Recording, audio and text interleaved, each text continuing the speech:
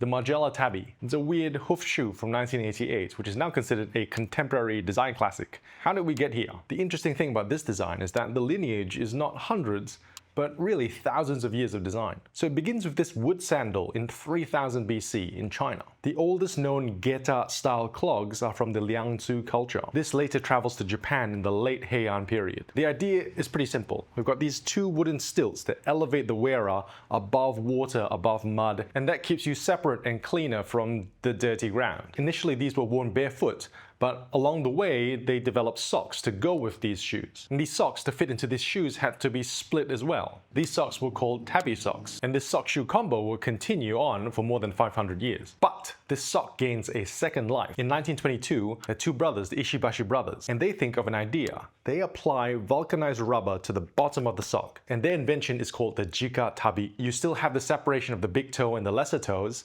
and that gives you increased stability from left to right, from side to side. Biomechanically, they call this an enhanced tripod stance.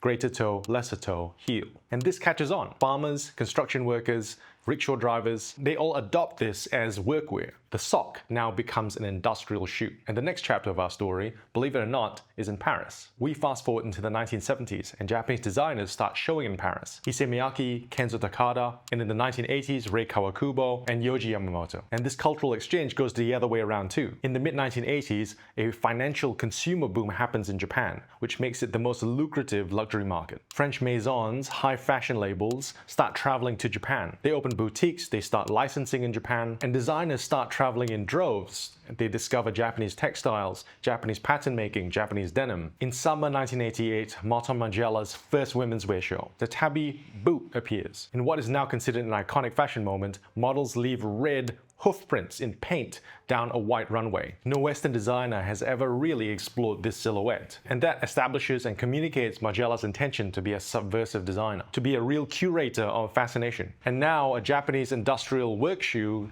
gains another life as a high fashion item, a leather boot. And every stopover in this story is an object that's kept in the Powerhouse Collection in Sydney. For over 140 years, they've been collecting domestic, international objects of great importance, with over 500,000 objects. And in the preservation of these items, these objects, we gain so much insight. We see the migration of Chinese designed items into Japan, the development of industrial materials like vulcanized rubber that transforms objects and designs into workwear, and also the international cultural exchange that turns workwear into high fashion items. Every chapter tells a larger story about how we behave, which is more than what you'd expect from just shoes and socks.